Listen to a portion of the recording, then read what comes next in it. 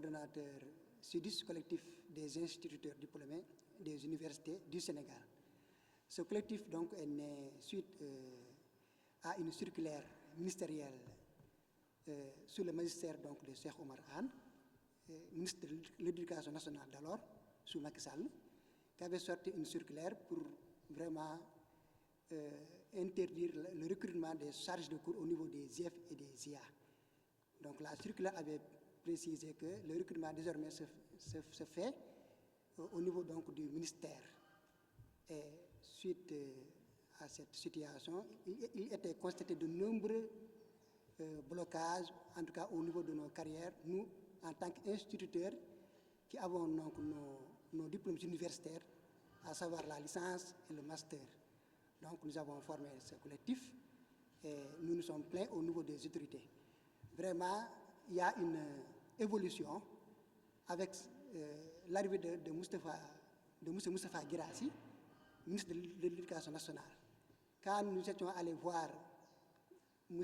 Moustapha Ndiak Sarré pour lui soumettre nos problèmes, vraiment, on a constaté après que sur le territoire national, il y a eu beaucoup de recrutement de charges de cours. Mais néanmoins, il y a des dysfonctionnements et des problèmes au niveau du recrutement, dû à certains favoritismes, dû au népotisme, mais également dû aux rétentions et au blocage donc, des dossiers de certains de nos collègues.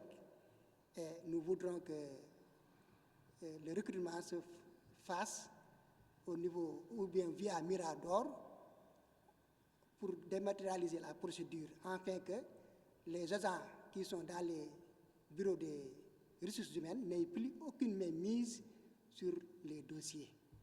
C'est ça, en résumé, l'historique de ce collectif.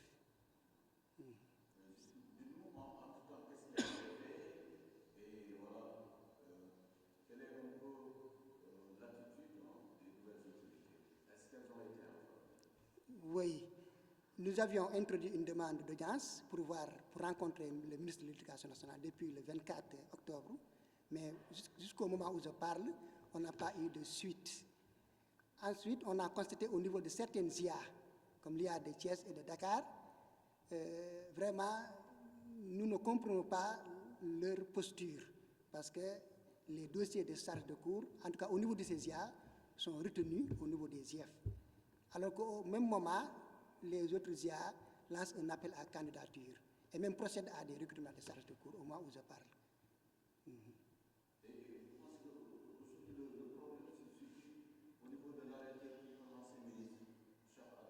Bon, je peux dire que la circulaire de Cheikh Oumar Anne n'est plus d'actualité, parce qu'il y a beaucoup de charges de cours qui ont été recrutées au niveau national, malgré la circulaire. Donc, on peut dire que cette circulaire n'est plus d'actualité. Maintenant, oui, c'est un problème au niveau de certains IA, un problème interne. Bon, le cas de Dakar et de Thiès, le cas de Thiès et de Dakar. Vraiment, nous ne pouvons pas comprendre pourquoi les dossiers sont bloqués au niveau des IEF. Ils ne veulent même pas recevoir de dossiers de demande de charge de cours. Et ça, c'est déplorable. Le prétexte servi pour dire qu'il y a des déficits au niveau de l'élémentaire. Le déficit au niveau de l'élémentaire est un phénomène endémique. Cela est toujours aller avec le système. Donc, nous ne pouvons pas comprendre qu'il y ait déficit et nos carrières soient bloquées. Ça, vraiment, nous ne pouvons pas le cautionner. Mais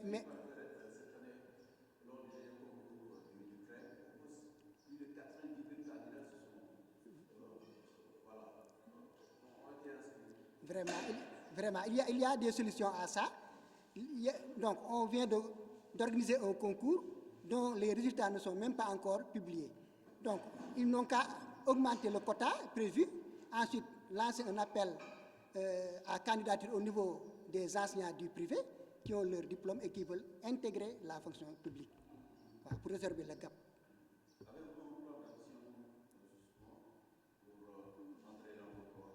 Bon, oui, en tout cas, le prochain plan d'action, ce sera au niveau donc, du ministère de l'Éducation nationale. Un sit-in est prévu pour manifester devant le ministère, en tout cas si nous ne constatons aucune évolution de la situation.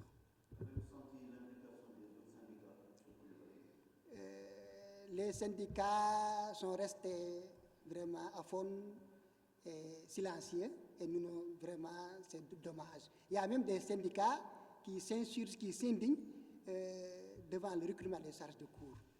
Nous ne pouvons pas comprendre un syndicat dont la mission et le rôle, c'est de promouvoir la carrière des enseignants, et il s'insurge ou bien il s'indigne devant le recrutement. Nous ne pouvons pas comprendre vraiment cela. Nous pensons que le renouveau syndical n'est pas dans une logique esthétique, mais sinon, elle est dans une logique dynamique, elle est dans la promotion de la carrière des enseignants. Vous n'êtes pas parmi ceux qui pensent que les IA de Dakar et de Thiès ont reçu beaucoup d'enseignants depuis ces dernières années, c'est quand même posé un peu, a conduit les anciennes autorités à fermer le recrutement au niveau de ces IA. C'est pas dû à ça? Oui, c'est dû à beaucoup de facteurs. Le problème, c'est qu'au niveau de ces IA, il y a une très mauvaise gestion des ressources humaines. C'est ça le problème. Il y a un excédent de personnel, en tout cas sur les papiers, mais sur le terrain, il y a un déficit de personnel. C'est ça le problème. Mais combien d'enseignants ont été détachés au niveau des bibliothèques pédagogiques, au niveau des inspections médicales des écoles, au niveau des CRFPE, et nous... C'est la réalité. Il y a beaucoup de surveillants qui sont dans les CEM et les lycées. Donc c'est ça qui est à l'origine vraiment de la mauvaise gestion donc, du personnel de l'éducation. Et cela déteint sur le recrutement des charges de cours, parce qu'ils nous opposent le déficit, alors que le déficit, c'est eux qui l'ont créé. Nous ne sommes pas responsables. Vraiment, je suis désolé de le dire, mais nous ne sommes pas responsables de ce que nous vivons. Nous, ce qui nous intéresse, c'est la promotion de notre carrière. Il n'est pas intéressant de retenir des enseignants qui ont la licence, le master, il y a même des doctorats qui sont, et vous les confinez à l'élémentaire à vie. C'est un gâchis pour l'État.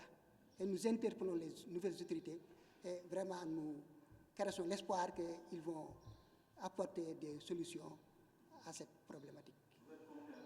Sur le territoire national, nous comptons plus de 1000 membres. 1000 membres.